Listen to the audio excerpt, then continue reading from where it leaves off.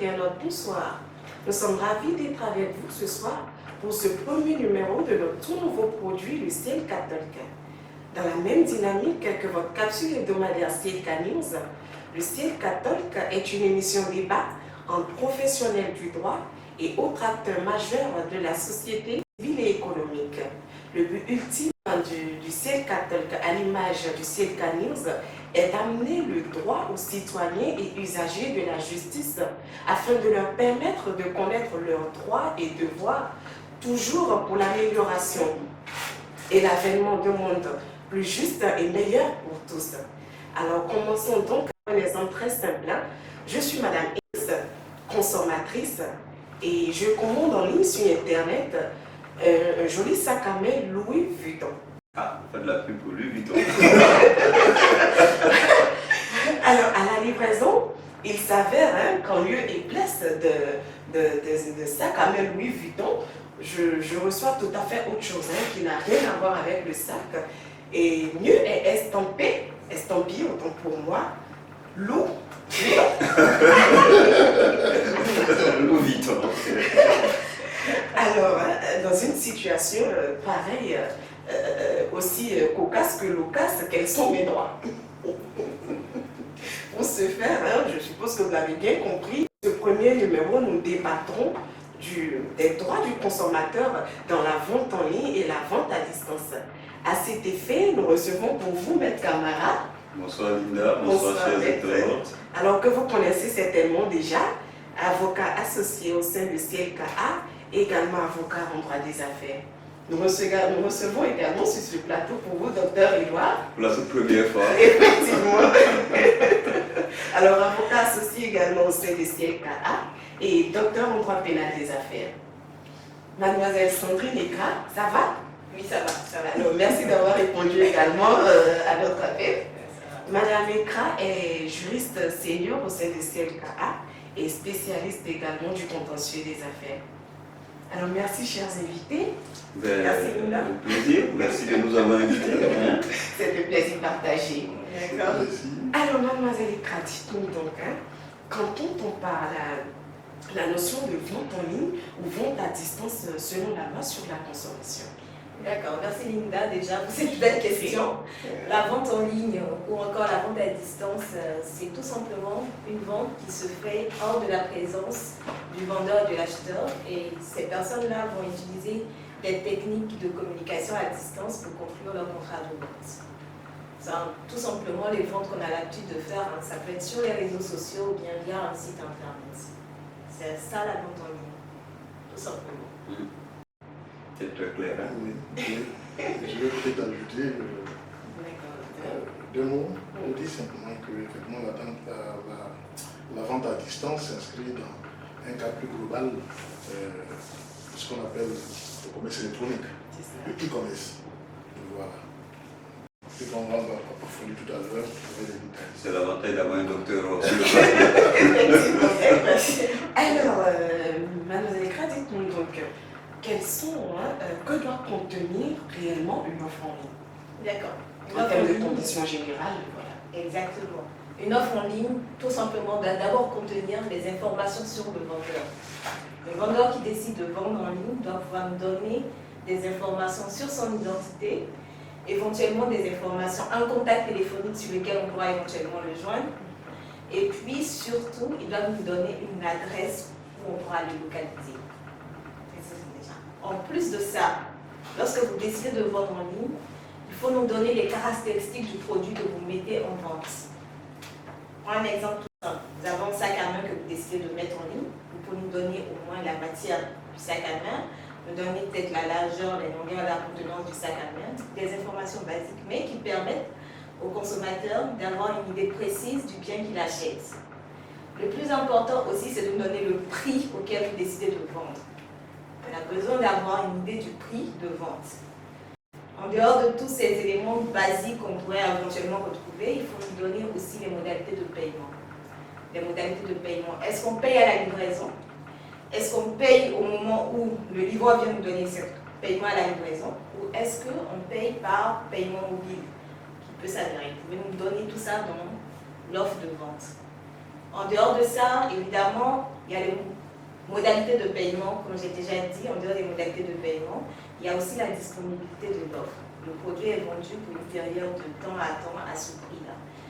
Tout ce que je donne comme élément, ce n'est pas exhaustif. Il y a d'autres éléments qui peuvent rentrer en ligne de compte, mais voici plus ou moins les éléments basiques que vous devez pouvoir mettre dans une offre de vente. Et ça, c'est la loi qui oblige. Voilà, c'est la loi qui oblige. Il faut indiquer effectivement tous ces éléments-là. Ne sais pas indiqué, il va y avoir une sanction, je pense qu'on en parlera. On en parlera un peu plus tard, mais c'est important de mettre. Alors, je suppose que ces conditions incluent également la garantie, n'est-ce pas? Oui, effectivement, ça inclut la garantie. Si vous vendez un bien technologique, vous devez pouvoir nous donner une garantie. Vous devez dire que ce bien est garanti pour 2 mois, 2 ans en général, 24 mois. Il faut tout ça, il faut mentionner dans l'offre que vous mettez en place. Après, sur la garantie, puisque la porte est ouverte, je voudrais juste préciser la chose suivante. Nous avons ce qu'on appelle la garantie des droits communs. D'accord? Parce que je vois souvent les gens disent, écoutez, je vous ai vendu ce bien-là, vous ne pouvez pas me le retourner au bout de 3 mois parce que c'est la garantie que je te donne. Non, la loi prévoit une garantie déjà, qu'on appelle la garantie de droit commun, qui varie d'une matière à une autre. Et en la matière, vous avez, en plus de la garantie de droit commun, vous avez une garantie contre les vices cachés. Donc, si vous me vendez un bien et que ce bien s'avère être défectueux, soit de fabrication d'origine, soit parce que c'est un bien usagé que vous m'avez vendu, alors qu'il y a un vice là-dedans, donc il est défectueux, j'ai tout à fait le droit de me faire rembourser de mon bien. Donc, pour peut-être terminer sur ce point de garantie, parce que c'est très important, c'est un sujet qu'on rencontre pas mal, il faut que les vendeurs comprennent très bien que ce n'est pas eux qui décident la durée de la garantie. La loi l'a déjà décidé.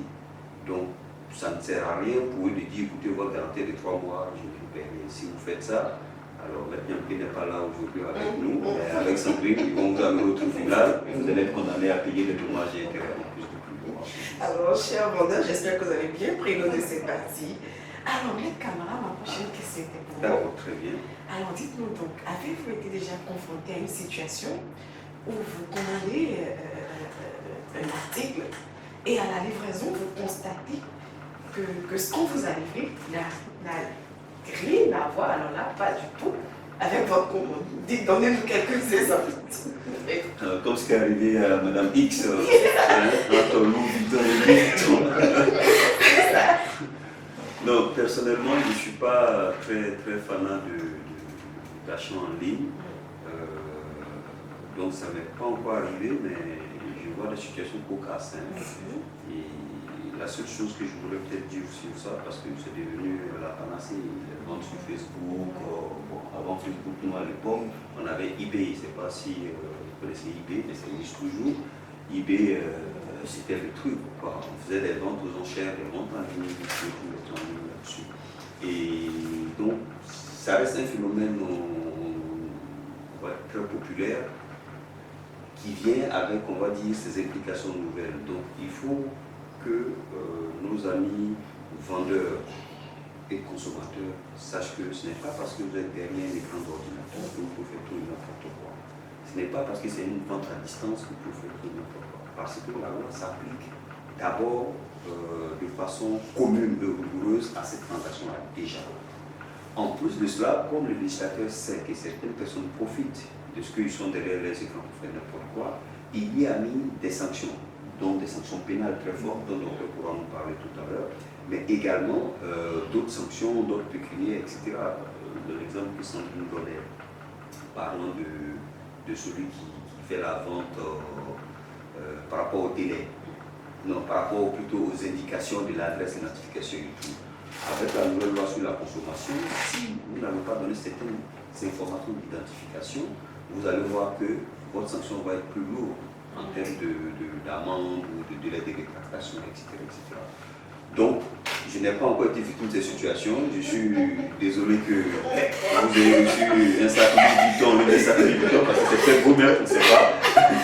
Mais bon, voilà, les droits de la consommation, les droits des consommateurs sont là. On a pas mal de textes aussi sur le commerce électronique dont on fait parler qui sont là pour régler la question.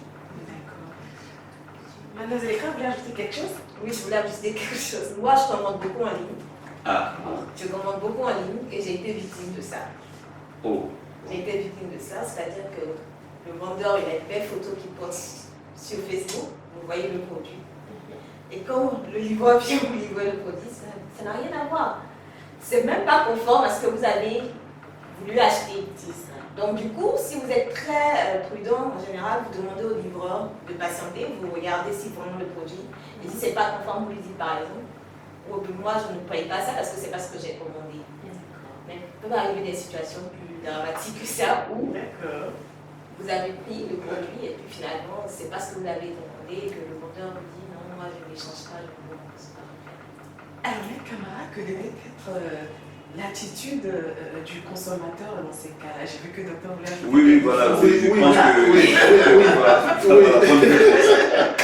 Oui, alors, ce à quoi vous faites tous allusion, sur ce plateau, me fait penser au pratique commercial déloyal. En fait, dans ce concept, on y met, bien entendu, des pratiques commerciales trompeuses ou agressives. Donc c'est prévu par la loi, c'est prévu par la loi 2016-412 du 15 juin 2016 relative à la consommation. Donc ce sont des situations qui sont prévues par la loi. Voilà. Donc notre camarade disait tout à l'heure, il ne faut pas penser que comme on est à l'autre bout du monde, parce qu'on ne se voit pas, on ne se voit pas physiquement, qu'on puisse aller à n'importe quoi. Non, loin s'en faut, la loi est très rigoureuse là-dessus.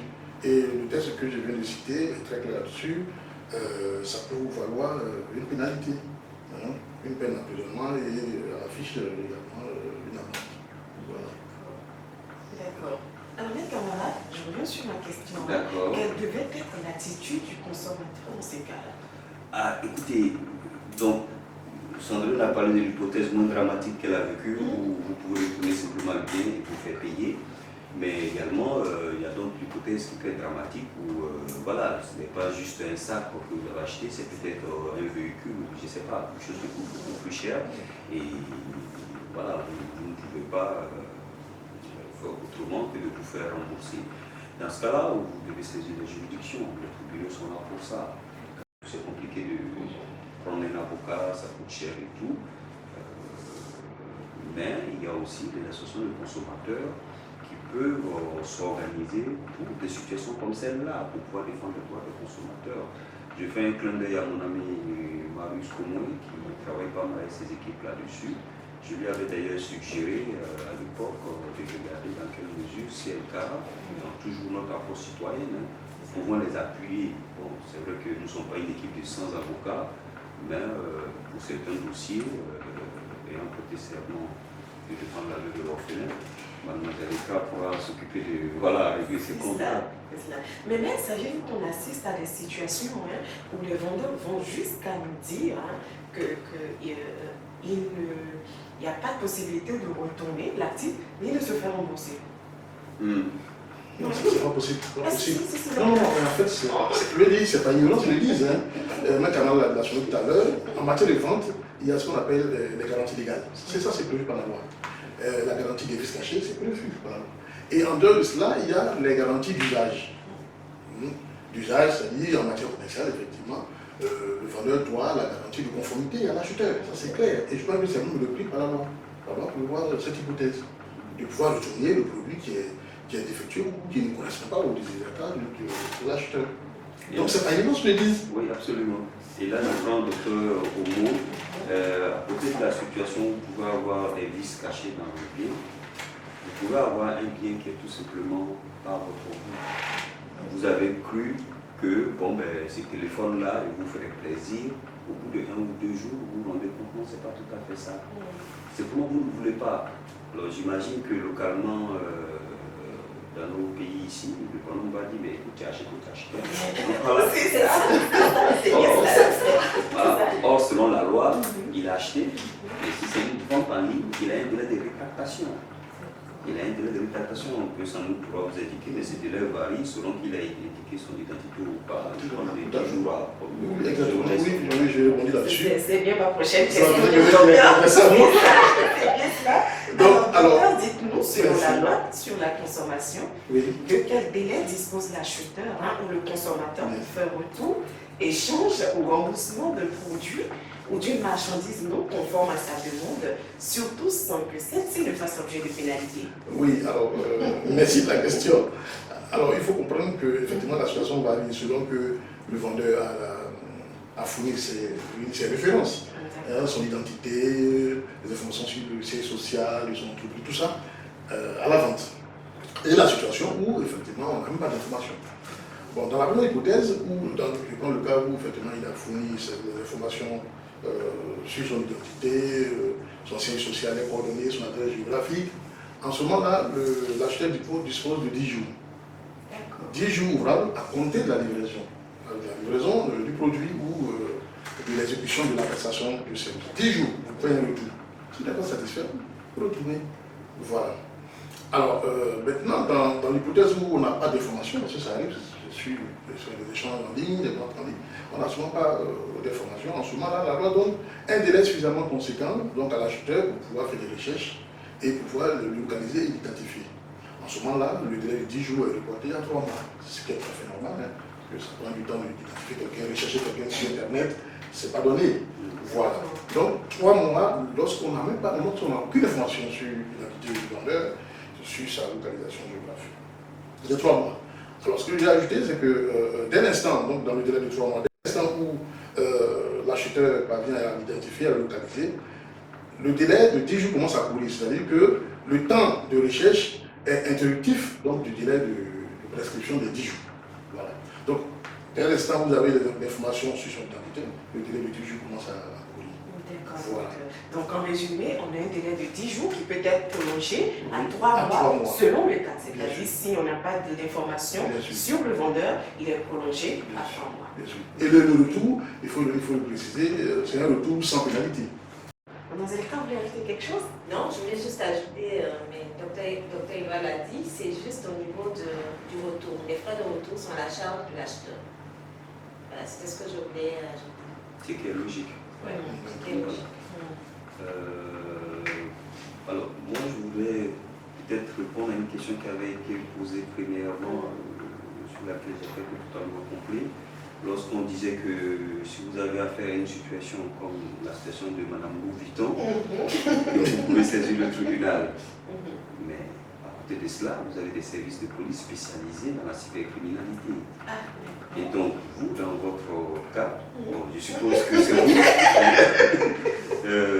on vous a demandé un sac Louis Vuitton, alors qu'on vous a fait croire que c'était un Louis Vuitton.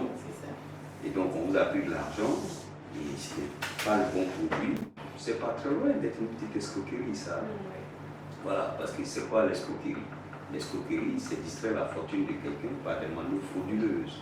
Donc, si je vous ai fait croire que je vais vous donner un sac Louis Vuitton et qu'en contrepartie, vous m'avez donné de l'argent et que je n'ai pas reçu le sac Louis Vuitton, c'est une manœuvre frauduleuse qui a consisté à m'extorquer cet argent.